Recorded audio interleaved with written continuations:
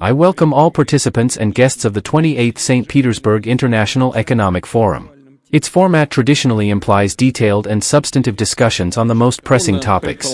We are pleased that representatives from 140 countries and territories have joined these discussions at the forum.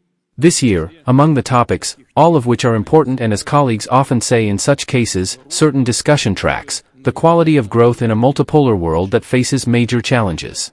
These include tectonic shifts in the global economy and demography, including the dynamics of the world's population, as well as social and geopolitical tensions, which are manifesting through crises and regional conflicts that flare up rapidly. Unfortunately, we witness it today in the Middle East. Finally, climate change and acute environmental issues that require action. And, of course, the transition to a new technological order based on digital platforms, artificial intelligence, and autonomous systems capable of making decisions even without human intervention. The question is how to ensure that positive technological changes reach all, that new digital technological solutions are accessible, enabling countries, regions and cities to reach a new level of progress, rise upwards, ensuring that the effect of technological breakthroughs benefits everyone. Despite the complex world situation, Russia's GDP has increased by more than 4% annually over the past 2 years, growing at rates above the global average. Regarding the structure of this growth, I will cite a specific indicator, the so-called non-oil and gas GDP, clear of the influence of hydrocarbon extraction industries.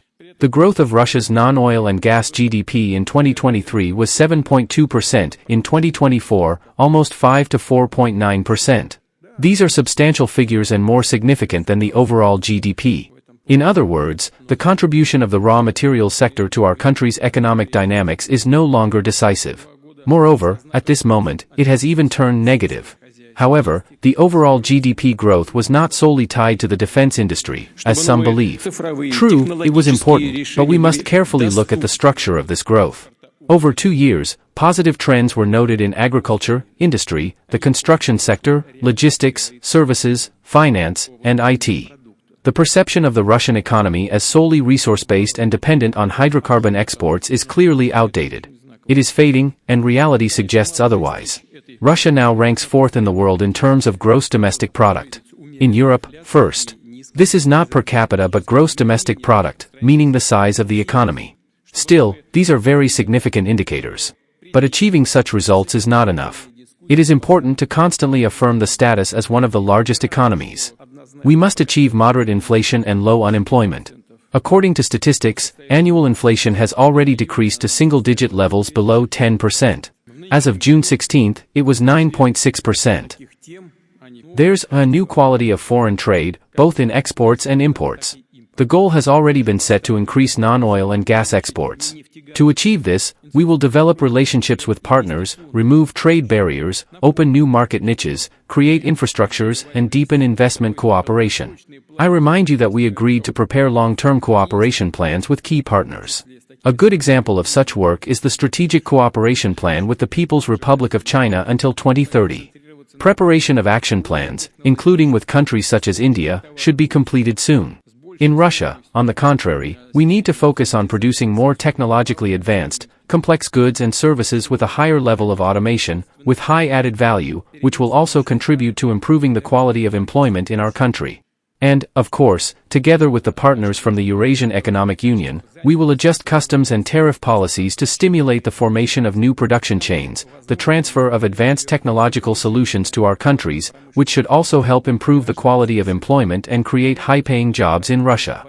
Where possible, it is necessary to achieve the integration of the defense industrial complex with the civilian sector, to establish the production of dual-use products, and, frankly, it doesn't need to be established, because some things are inherently dual-use, which are in demand in the maritime, river technology sphere, in aviation, electronic industries, in the production of medical equipment, in agriculture, and so on. I can say more. We need to move away from dividing companies into purely defense industry and enterprises working exclusively in the civilian segment.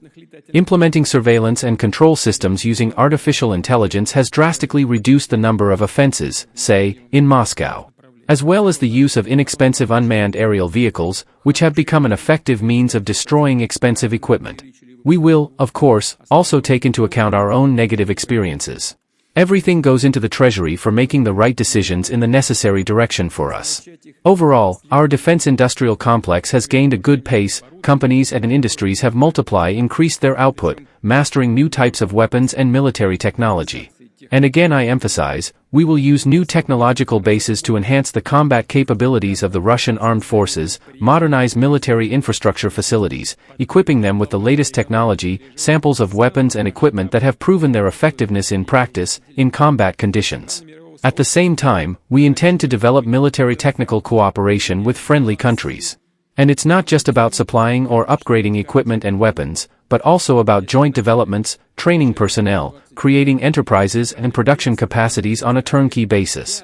The global economy is undergoing the most large-scale transformation in recent decades.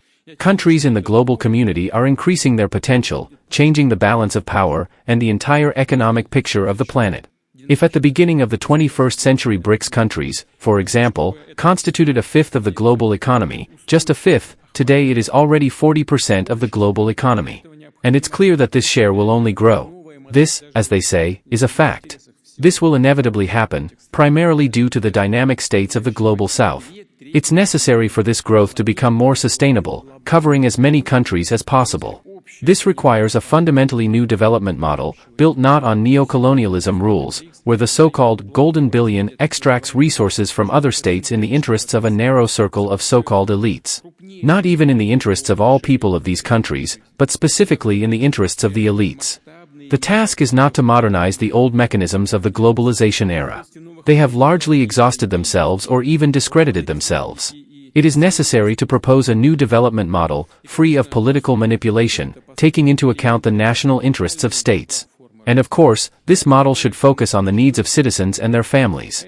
At the BRICS summit, by the way, which took place last autumn, as I mentioned, last year in Kazan, 35 countries, representing nearly two-thirds of the planet's population and half of the global economy, expressed a common understanding of approaches needed for the future world. Even today, BRICS countries set the bar in the development of so-called human-centered industries.